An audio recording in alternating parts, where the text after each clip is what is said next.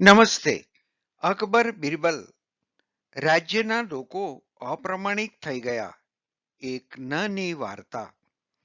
એક દિવસ દરબારમાં બિરબલે અકબર બાદશાહને ફરિયાદ કરી. આપણા રાજ્યના લોકો અપ્રમાણિક થઈ ગયા છે. એકબીજાને છેતરે છે. આપણે કંઈક કરવું જોઈએ. અકબર બોલ્યા, આપણા રાજ્યમાં લોકો પ્રમાણિક જ છે.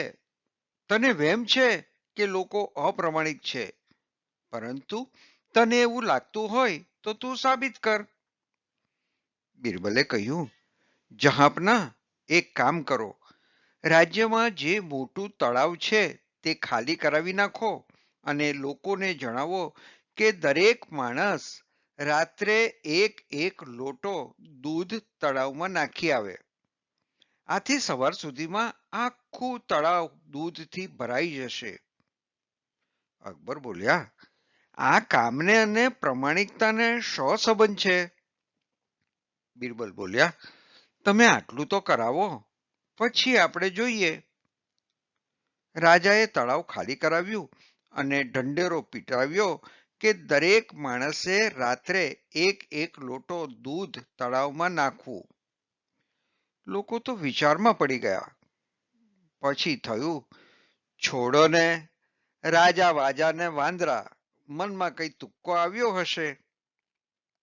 પછી દરેક માણસે વિચાર્યું, બધા જ લોકો એક પછી એક લોટો ભરીને દૂધ નાખવાના જ છે ને.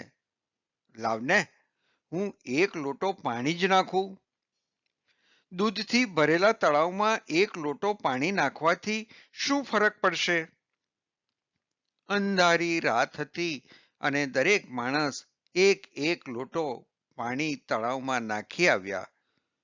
દરેકને એમ કે બીજાઓએ તો દૂધ જ નાખ્યું હશે ને.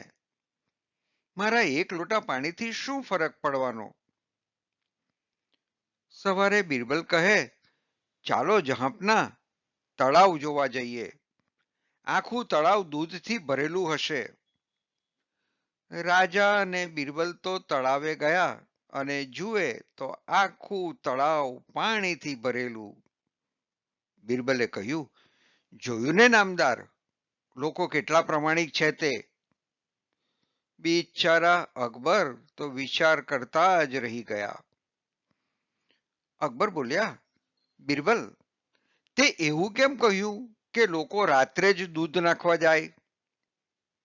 બિરબલે કહ્યું, જહાંપના, દિવસે તો દરેકને ખબર પડી જાય કે કોણ પાણી નાખવા જાય છે. રાત્રે અંધારામાં ખબર ના પડે. રાજા તરત સમજી ગયા કે બિરબલ સાચો હતો.